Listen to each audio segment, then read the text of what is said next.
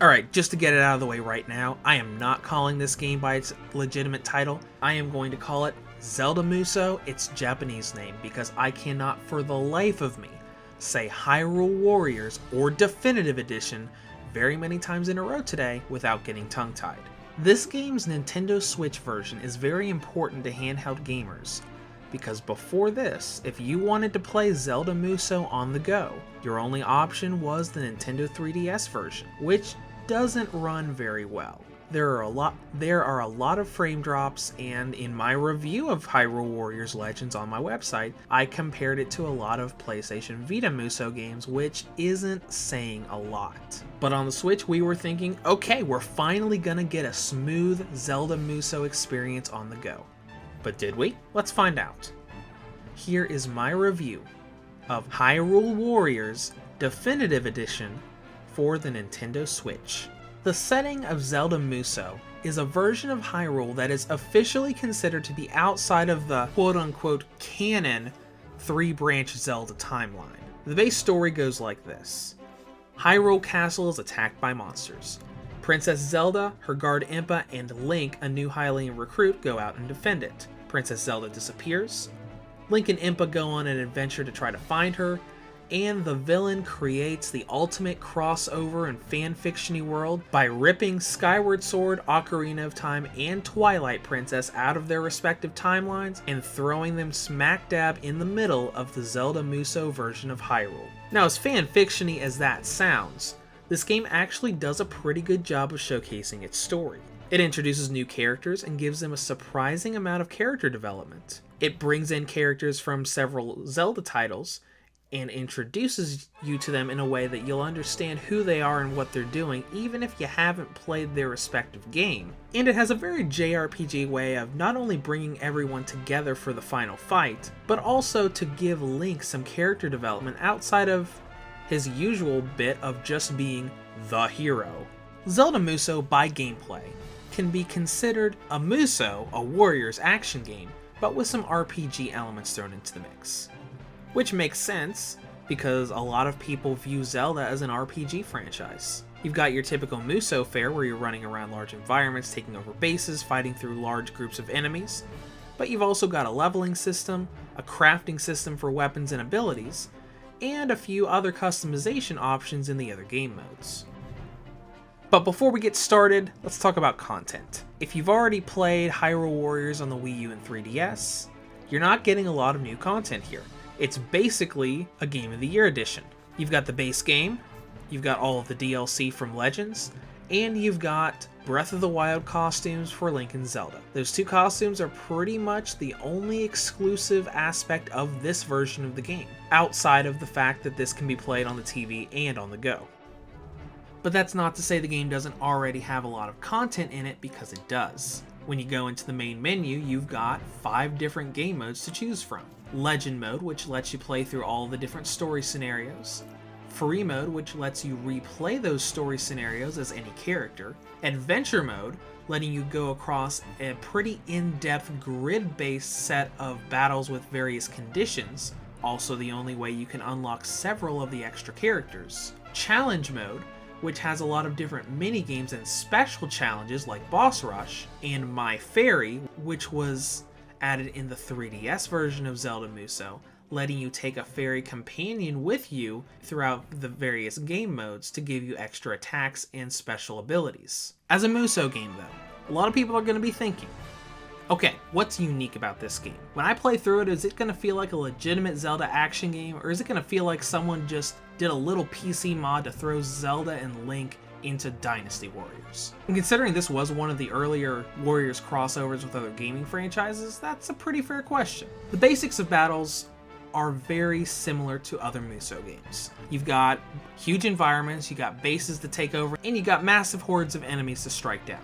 What's unique is the variety of objectives, because you do a lot of things outside of just running around and taking over bases. But the biggest unique aspect comes from the Zelda elements. As you play through the story mode, you're going to collect a bunch of artifact items that are all from previous Zelda games, like the ocarina used to teleport around the battlefield, the hookshot letting you scale cliffs, bombs that let you blow up rocks and open up hidden paths. all of these Zelda items have some unique use that's very puzzle-like, especially when you have to use them to expose boss weaknesses when you're fighting huge bosses that are hard to just run up to and hack away at. Tying all of those elements with the fact that every single playable character not only feels different in what weapon they use, but also in the way they move and their entire combat style. There's a lot here to make you feel like you're playing a Zelda game instead of just a generic Warriors game. And before I close out this section, there are two other things I want to note. First of all, repetition. Musou games are known for being very repetitive. So, is Zelda Musou repetitive? Eventually, yes, but not in terms of story mode.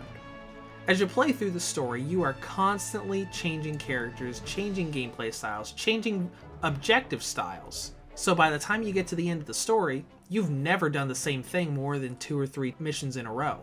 Now if you start replaying the story over and over, yeah, it's going to get repetitive.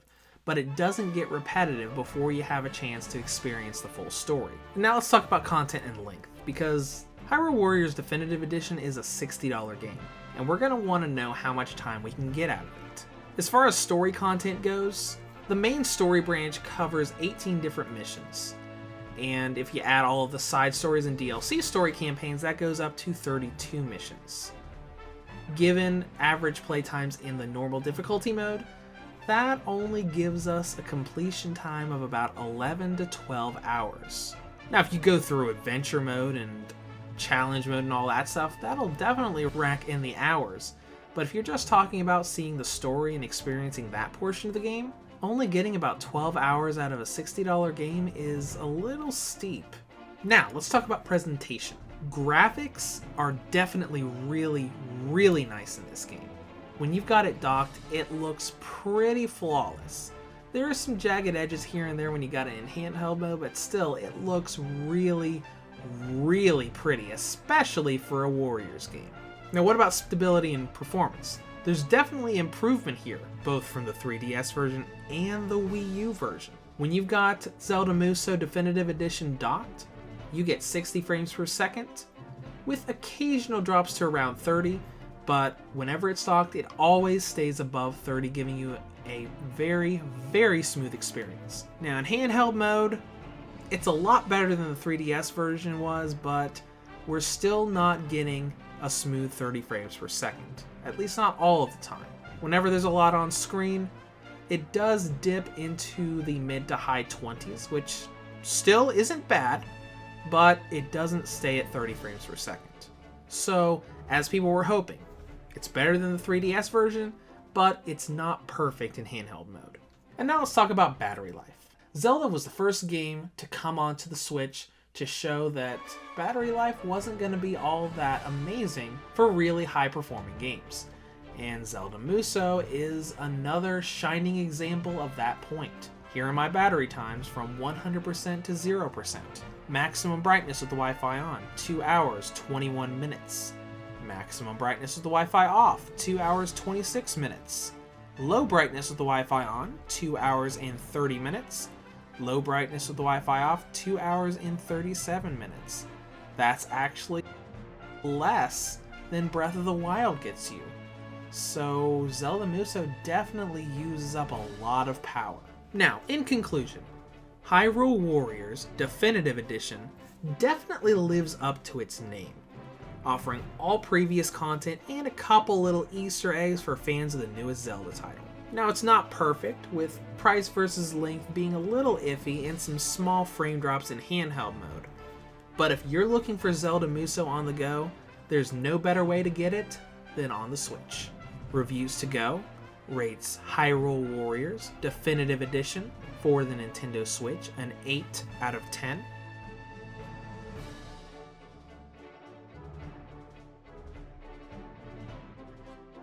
Thanks for watching the review today, guys, and for those of you who watched my hiatus video and are wondering why I have a review out already, I do have a small thing to say regarding that before I close out. Now I could probably spend another 10-15 minutes just talking about this, but I'm not going to. I'm going to keep it very brief. The situation I talked about in the hiatus video has not been resolved yet. I'm still having problems, and they keep getting a little worse each day. But I hate having large gaps between reviews, and I hate not working on reviews. So I'm using what time I can, what time I'm able to use to focus to work on reviews. It's not like it was before, and it's not going to be until the stuff going on is resolved. But I want to at least try to do something instead of doing nothing. That's all I've got on that. Thanks again for watching this review, and have a great day.